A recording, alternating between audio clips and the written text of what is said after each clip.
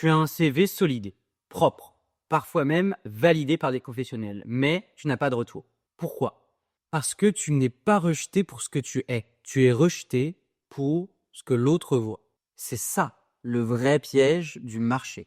La différence entre ton marché perçu, son marché perçu au recruteur, et le marché réel.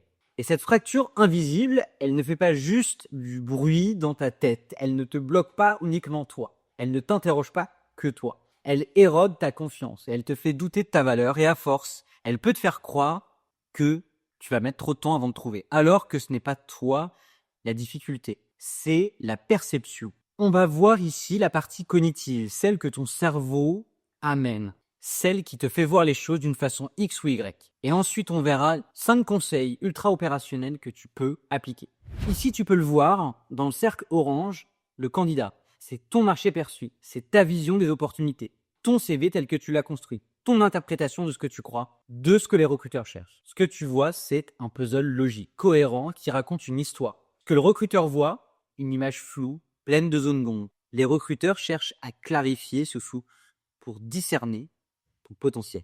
Et dans le cercle bleu, tu peux le voir pour le recruteur, c'est son marché perçu. Il lit lui aussi à travers sa propre grille, ses besoins immédiats, la pression qu'il a pour recruter, pour trouver quelqu'un pour le poste, et les filtres culturels de son entreprise, parfois même certains outils d'IA qui vont scanner les CV.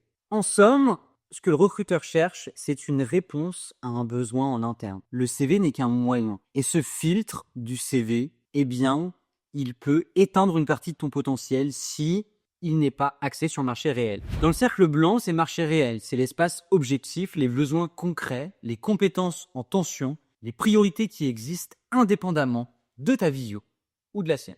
C'est là que le vrai enjeu se passe. Si tu restes dans ton orange, tu parles dans le vide. Si tu vises le bleu, tu t'adaptes à ses attentes. Mais si tu vises le blanc, tu deviens incontournable. Ton problème, finalement, ce n'est pas réellement le CV. Ce qui coince souvent dans le cercle orange, c'est le fait de ne pas être assez connecté au marché réel, de ne pas réellement lire le marché. On va voir donc l'approche cognitive. Cognitivement, en tant que candidat, tu subis plusieurs biais qui te rendent difficile une lecture objective du marché. On peut parler de l'illusion de transparence, du fait que tu crois que ton CV parle de lui-même, mais ce que tu penses évident ne l'est pas forcément pour les recruteurs qui verraient ton CV. Tu passes donc à côté d'opportunités simplement parce que les recruteurs ne comprennent pas ta valeur ajoutée. On peut parler également du biais de confirmation.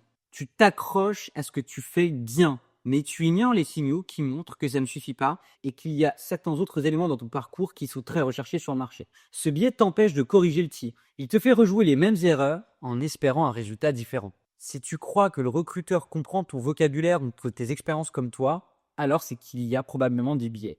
Il cherche des mots-clés précis. Ce décalage lexical crée un bruit cognitif. Tu crois être clair, mais tu es perçu comme vague ou trop gêné. On peut parler également de l'effet de cadrage. Tu racontes ton parcours, lui, il attend des éléments factuels par rapport au poste qu'il me propose.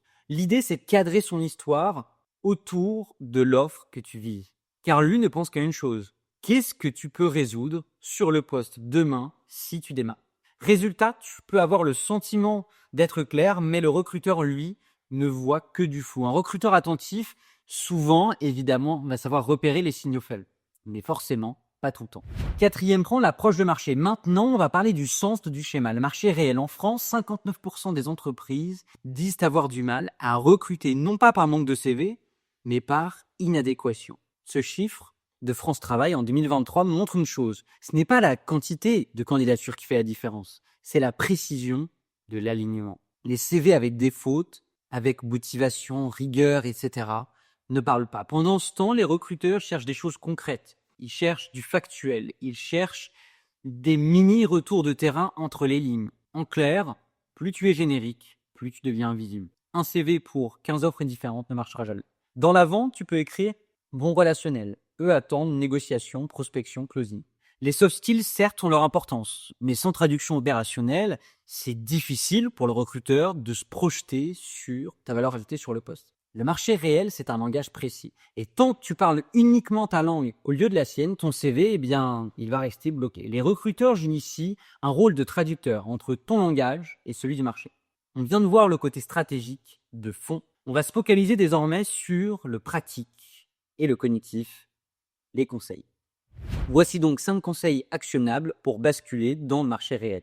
Essaye de dézoomer ton marché perçu. Montre ton CV à quelqu'un hors de ton domaine et demande-lui qu'est-ce que tu comprends vraiment par rapport à cette offre. Si il arrive à faire quelques liens, c'est probablement que tu es sur la bonne voie. Finalement, c'est un test informel de visibilité cognitive. S'il a vraiment du mal, alors probablement que le recruteur en aura encore plus. Essaye de parler la langue du marché, celle des offres que tu vises. Ton CV doit vraiment faire un écho par rapport aux offres que tu cibles. C'est ce qu'on appelle du mirroring lexical. Refléter un langage exact pour déclencher plus d'attention. Essaye de le raconter avec impact. Prends une expérience. Version brute, coordination de projet. Version marché réel.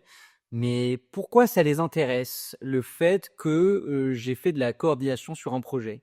Et comment est-ce que je pourrais détailler ça pour que ça accroche vraiment à l'offre? Un cadrage te permet de générer plus de déclics puisque tu vas être plus précis. Cherche les zones de tension du marché de façon concrète. Lis les offres, repère les points de douleur des postes, lis les études sectorielles. Essaye de voir où, évidemment, il y a de la demande et où tu pourrais t'orienter sur un petit virage professionnel. Ou bien même ton expertise peut avoir une grosse valeur ajoutée ailleurs. C'est là que ton employabilité se construit, à l'intersection entre tes acquis et les besoins concrets du marché. Stratégique, pratique et cognitive, global, concret et facile pour tous ceux avec qui tu dois avancer. On arrive déjà à la fin de cette vidéo. Je vous mets en description deux liens. Un pour prendre rendez-vous si vous souhaitez échanger à propos d'un coaching carrière. L'autre vers ProPapers qui est mon outil pour refaire son CV en ligne avec intelligence artificielle en adaptant directement votre CV à une offre d'emploi que vous visez en quelques clics. Et pour ceux qui voudraient aller plus loin, je vous ai également listé des sources de cette vidéo. Penser efficacement, c'est penser stratégique, pratique et cognitif. Je publie une nouvelle vidéo chaque semaine en ce moment. Je vous invite à vous abonner si vous souhaitez suivre les prochaines vidéos. Belle journée et à bientôt.